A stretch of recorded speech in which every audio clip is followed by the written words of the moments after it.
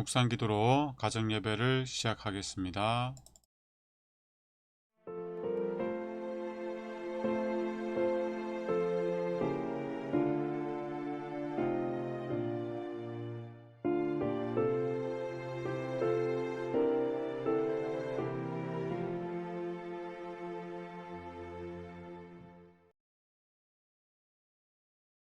찬미가 317장 십자가로 갑니다. 찬양하겠습니다.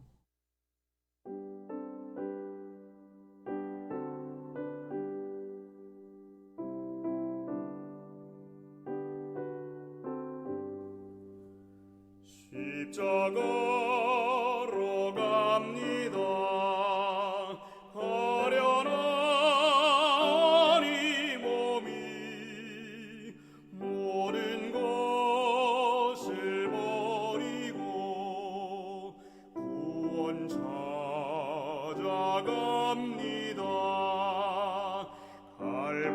갈바리의 어린 양 이 몸을 다가오니 십자가의 은혜로 구원하여 줍소서. 겸손하게 비오니 죄에 눌린 이 몸을 사유하여 주시사 정결하게 앞서서. 갈바리의 어린 양 이 몸을 다가오니 십자가의 은혜로 구원하여 줍소서.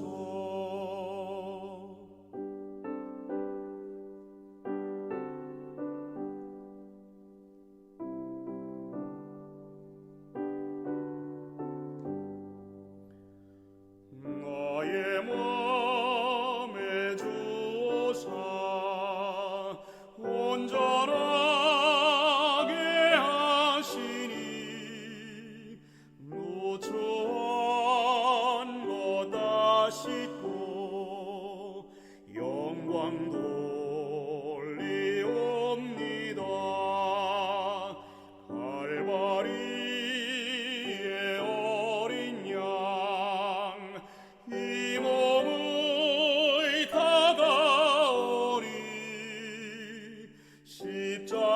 십자가의 은혜로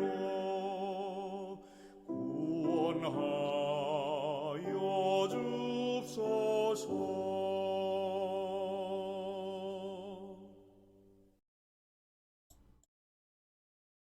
예수 모든 이름 위에 뛰어난 이름, 주님이시며 주인이신 분. 베드로가 이르되 내 발을 절대로 씻지 못하시리이다. 예수께서 대답하시되 내가 너를 씻어 주지 아니하면 내가 나와 상관이 없느니라. 요한복음 13장 8절 말씀. 이 말씀은 신체의 정결 이상을 뜻합니다. 그리스도께서는 차원 낮은 발 씻는 행위를 통해 차원 높은 죄사함에 대해서도 말씀하신 것입니다. 목욕하고 온 사람은 깨끗하지만 샌들을 신은 발이 곧 더러워져서 다시 씻어야 했습니다. 따라서 베드로와 동료들은 죄와 불결함을 씻기 위해 열려있는 위대한 샘에서 씻었습니다. 그리스도께서는 그들을 자신의 제자로 인정하셨습니다. 그러나 그들은 시험받아 죄악으로 이끌렸고 여전히 그분의 씻어주시는 은혜가 필요했습니다. 수건을 가져와 허리에 두르고 제자들의 발에서 먼지를 씻으면서 예수님은 그들의 마음에서 반목과 질투와 교만을 씻어버리고자 하셨습니다. 이것은 그들의 먼지 묻은 발을 씻는 것보다 훨씬 더 중요한 일이었습니다. 그때 그들이 지녔던 정신으로는 한 사람도 그리스도와 교제할 수 없었습니다. 겸손과 사랑의 상태로 돌아가기 전까지 그들은 유월절 만찬이나 그리스도께서 세우실 기념 예식에 참여할 준비가 되지 않았습니다. 그들은 마음을 씻어내야 했습니다. 교만과 이기심으로 불화와 미움이 생겼으나 예수님은 그들의 발을 씻기면서 이 모든 것을 씻어 버리셨습니다. 그들의 감정의 변화가 일어났습니다. 예수님은 그들을 바라보며 너희가 다 깨끗하다고 말씀할 수 있었습니다. 이제 그들은 한 마음으로 서로를 사랑했습니다. 그들은 겸손하게 배우려는 사람이 되었습니다. 유다를 제외한 모두가 가장 높은 자리를 서로에게 양보할 수 있었습니다. 이제 그들은 부드럽고 우아한 마음으로 그리스도의 말씀을 받아들일 수 있었습니다. 우리도 베드로와 그의 동료들처럼 그리스도의 피로 씻음 받았지만 죄악과 접촉해 순결한 마음을 더럽힐 때가 있습니다. 우리는 그리스도의 씻어주시는 은혜를 찾아 그분께 나아가야 합니다. 베드로는 자기의 더러운 발이 주님이시며 주인이신 분의 손에 닿게 하고 싶지 않았습니다. 하지만 우리는 자신의 죄 많고 더러운 마음을 그리스도의 마음에 들이댈 때가 얼마나 많은지 모릅니다. 우리의 악한 기질과 허영과 교만 때문에 그분이 얼마나 가슴 아프시겠습니까? 그럼에도 우리는 자신의 결점과 더러움을 모두 예수께 가져가야 합니다. 그분만이 우리를 깨끗하게 씻어 주십니다. 그분의 은덕으로 깨끗해지지 않는 한 우리는 그분과 교제할 준비가 되어 있지 못합니다.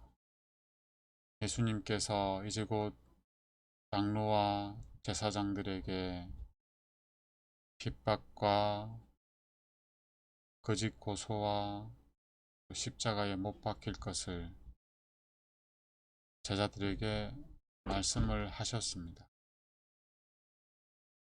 그런데 그때도 제자들은 누가 더 높은지, 누가 더 나은 사람인지, 누가 더 예수님으로부터 귀한 자리를 보장받을지, 이런 걸로 싸우고 있었습니다. 예수님이 이제 곧 십자가에 달려 죽으실 텐데요.